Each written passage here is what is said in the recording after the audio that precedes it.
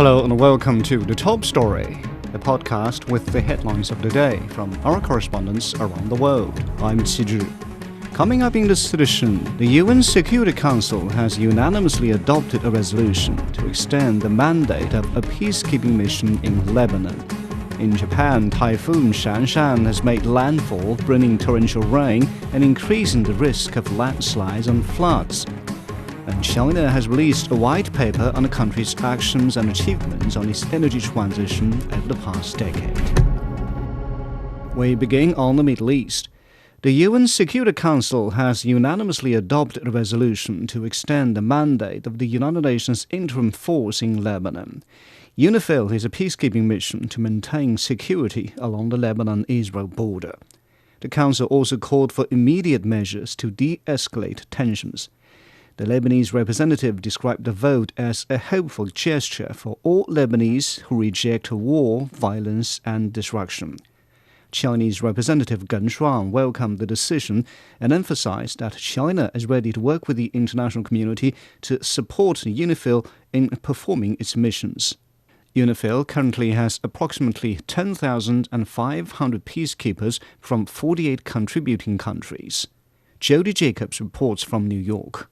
Just this past weekend, the UN's peacekeeping force in Lebanon reported a high number of airstrikes and rockets fired from near its position in southern Lebanon. This area is known as the Blue Line, a demarcation between Lebanon and Israel where parts of the international border are disputed. Set up by the Security Council in 1978, the UN's peacekeeping force has a mandate to restore international peace and security by assisting the government of Lebanon to maintain authority in that area. For months now, the United Nations Secretary General has expressed concern as the cross-border attacks along the Blue Line have intensified. On Wednesday, the UN Security Council put to a vote the renewal of the peacekeeping operation for another year, as near-daily exchanges of fire between Israel and Hezbollah escalated following the October 7th attacks on Israel and the subsequent war in Gaza. China, like many other council members, says the resolution adopted reaffirms the clear political commitment to support the complete cessation of hostilities in Lebanon. Against the backdrop of continued escalation of tensions between Lebanon and Israel, this resolution is thus all the more necessary and important. We expect the parties to effectively implement the resolution and make efforts for lasting peace, cease hostilities, resume dialogue.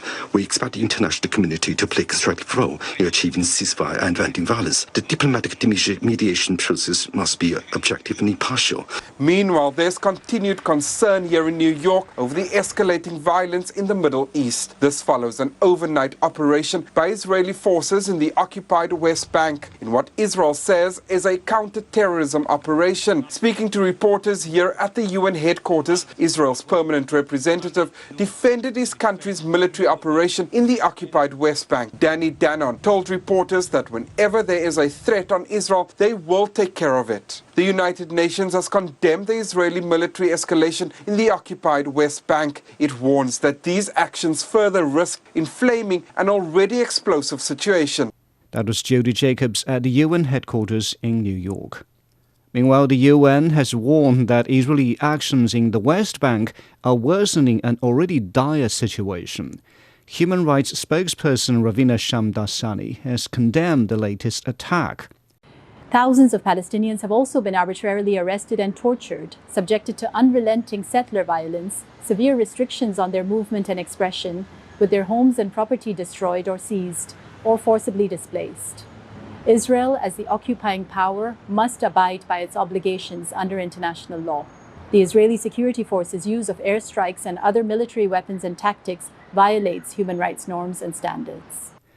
Israeli forces launched a large operation in the occupied West Bank, killing at least 10 Hamas militants, making arrests and sealing off the city of Jenin. This operation is one of the largest in the area in recent months. Israel has built scores of settlements across the West Bank where the settlers hold Israeli citizenship. 3 million Palestinians live under Israeli military rule, with the Palestinian Authority having limited control. Jonathan Regev reports from Tel Aviv.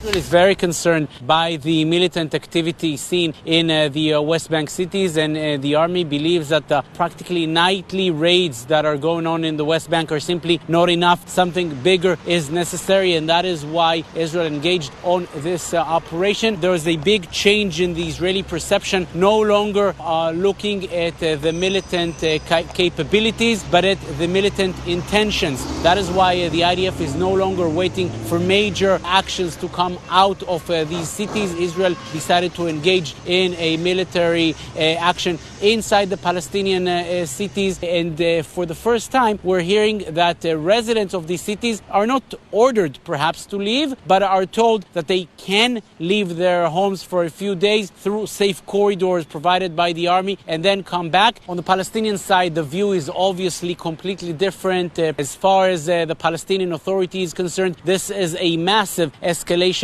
by the Israeli army. The Palestinians are calling it a barbaric Israeli action inside the Palestinian cities, targeting Palestinian civilians. What the Palestinians are mostly claiming is that in the city of Jenin, in the northern West Bank, the Israeli army is actually blocking the passage of ambulances to the hospitals. Israel is claiming that it is doing so to make sure that the ambulances are not being used by militants, but as far as the Palestinians are concerned, this is a major escalation. Another issue that is bothering the Palestinian Authority a lot is that a movement that the civilians were advised to possibly do. The Palestinians are portraying the image as people are ordered to leave. Israel is claiming that it is not exactly the case. The Palestinian Authority is obviously furious and calling for international action to stop Israel from this operation.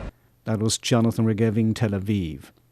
In South Africa, the adoption of green technologies has surged as the country addresses its energy crisis and aims for net zero emissions by 2050. Significant investments in solar, wind and battery storage have followed electricity generation reforms introduced 2 years ago. Solar and Storage exhibition in Cape Town highlights the latest innovations in these technologies. Chili Shire reports. Cutting-edge technologies, mainly from China, dominated the floor at the Solar and Storage Live exhibition in Cape Town. We are professional inverter suppliers, and we just came to the South African market like 3 years ago to explore this, power and electricity market. Local company Iversa imports charging stations from China as more South African companies switch to electric vehicles to reduce carbon emissions. We've got companies that are busy expanding their fleets and looking at chargers. We have a company that's actually now upgraded their 120 kilowatt chargers to 180 kilowatt chargers. So they're moving from something like this to a little bit bigger just to make vehicles charge faster. The green revolution sparked by 15 years of power shortages drove a boom in solar farms and rooftop installations. The flexible panels, which are lightweight, bendable and mobile, are also becoming a hit. Being able to bring a technology to the market for curved roofs has been a dream for a lot of companies for a long time, because we can't meet the specs for clients. We can use them on yachts, we've used them on camper vans, we've used them on carport shadings, even in the 4x4 industry. This exhibition brings to life the possibilities that exist with renewable energy products. South Africans visiting are eager to find solutions for their homes and businesses, not just to escape energy shortages, but also rising costs. One of the exhibitors has got a geyser that runs on solar, and it reduces the electricity bill. And then also it is safe in the sense that I can go off grid. I came to see what value the solars add in one's life. Also, what products can be used in the townships. Remember, a lot of times we think that these things are for a certain market, but to me it's for everyone. South Africa's commitment to decarbonization has set off a green revolution. The country's reliance on coal has long fueled its economy, but also its carbon footprint. Transitioning to cleaner energy sources has now become a necessity. That was Chili Shire reporting from Cape Town. In Asia, Typhoon Shanshan has made landfall in southern Japan, bringing torrential rain and increasing the risk of landslides and floods. At least 3 people have died. after a landslide buried their home in the central city of Gamagori amid heavy rain. Public broadcaster NHK says around 1 million people are under evacuation orders and almost 40 have been injured in the storm. The typhoon has also left more than 250,000 people without power. Automaker Toyota says it's suspending production at all 14 of its Japan factories starting Wednesday evening. Chris Gilbert reports. The typhoon is currently hovering over Kyushu, and it's moving very slowly at about 15 kilometers per hour, really prolonging the effects for people there. And just for a bit of context and perspective, we say that Kyushu is an island. It's a huge island. It's a huge chunk of Japan. It's one of the biggest islands in Japan. It's home to Fukuoka, Nagasaki, Kagoshima, and Kumamoto, very well-known cities around the world with huge populations. And hundreds of thousands of people have been asked to evacuate. And the government is now saying that if they haven't and the storm has hit, to not go out unless it's absolutely necessary, because injuries are now being reported from overnight. 54 in Kyushu, one involving a man who fell from the roof of his house while trying to fix it. 22 in the city of Miyazaki, where the high winds, which are gusting up to 200 kilometers an hour, blew out a window and about 22 people were hit with the shattered glass. Those injuries aren't life-threatening, but there is one person missing after falling from a boat in Kagoshima. And the storm is having wide-ranging effects even outside the storm area, because the warm winds are creating deluges in other parts of the country, such as in Aichi Prefecture, right in the middle of Japan, where a landslide on Tuesday night going into Wednesday hit a house with 5 people inside. 2 were rescued, one's confirmed dead, and 2 others missing, assumed dead as well. So those are the fatalities from this storm so far, even though the storm hasn't hit that part of the country yet. Travel has been significantly delayed and disrupted as well. The bullet trains, which is one of the main ways of getting around Japan, have been suspended for Kyushu, and there are partial suspensions announced for the main trunk line going into the middle of Honshu, the main island of Japan. 600 flights have been cancelled, and many of the highways and roads in Kyushu are closed, and there is debris, fallen trees, and shrapnel being flown around from the storm all over the roads in the area around Kagoshima. And so even though the storm is now set to slowly move across the rest of the country and slowly potentially forecasted just being downgraded over the coming days, authorities are urging the utmost vigilance, because the danger has certainly not passed to anyone in Japan yet. That was Chris Gilbert in Japan. In China, the government has released a white paper on the country's actions and achievements over the past decade on its energy transition. It also outlines goals for China's green energy development and global cooperation in the field.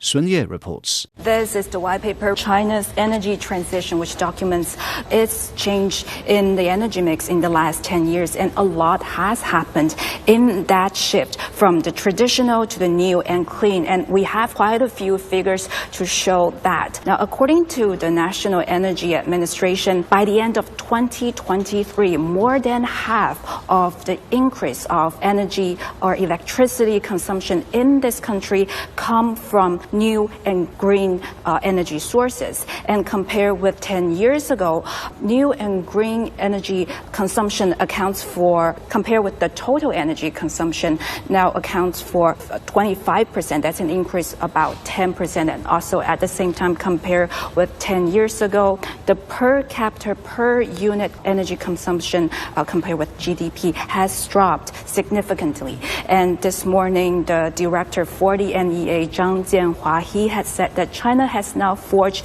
a path of energy transition that's both in line with the national conditions and demands of the times. He also pointed out where the country will be going in the coming years, as China is aiming to reach its carbon peak by the year 2030 and carbon neutrality by the year 2060. He said in the future, China will continue to persist in developing green and new energy sector. He said China will continue to accelerate and work for an energy system that's primarily based on non-fossil fuels. He also said that transition will happen in an orderly manner, ensuring not only the green transition but also the power supply. He also said the country will continue to rely on innovations in technology and institutions. And the NEA promised this morning too, that the country will continue to open up and work with international partners, especially as the world is trying to address the challenges of the climate change. And they said China will continue to work with the international community to ensure a sustainable global supply chain and global industrial chain in the energy sector. That was Sun Ye on the White Paper on China's energy transition. Now, recapping the headlines, the UN Security Council has unanimously adopted a resolution to extend the mandate of a peacekeeping mission in Lebanon. In Japan, Typhoon Shanshan has made landfall and killed at least 3 people. And China has released a white paper on the country's actions and achievements on its energy transition over the past decade. And that's it for this edition of The Top Story, a podcast that brings you world headlines every weekday. For more news in politics, business, sports and culture, you can subscribe to the Beijing Hour, a 1-hour podcast news magazine program. We would welcome and appreciate all ratings and reviews. I'm Qi Zhi. Thank you for listening.